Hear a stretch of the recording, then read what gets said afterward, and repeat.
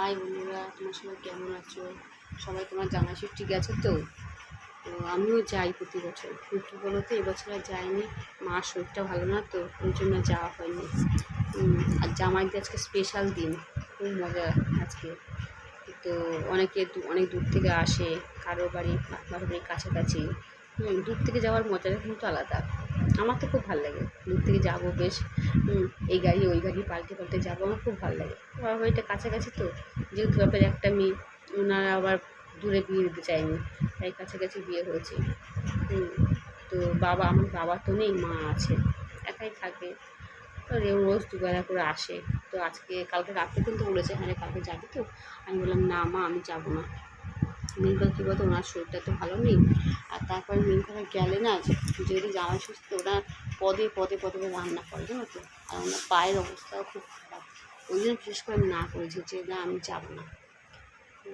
তারপরে হয়তো রাগ হয়েছে, সবার জামাই নিয়ে এসছে তো ওনার একটু কষ্ট হয়েছে। তো কী করবো বলো তো, কিছু করার নেই। তো আরও যারা কী বলতো, যাদের জয়েন্ট ফ্যামিলি তাদের তো আরও মজা।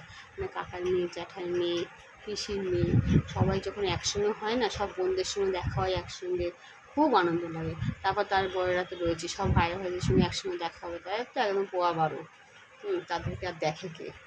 তো যাই হোক, আর যদি বৃষ্টি হয় তো আরও ভালো, কেন যা গরম পড়েছে, বৃষ্টিটা হলে মনে হয় সবাই একটু ভালো লাগবে। কেন বলতো, সবাই তো পিস খাবে।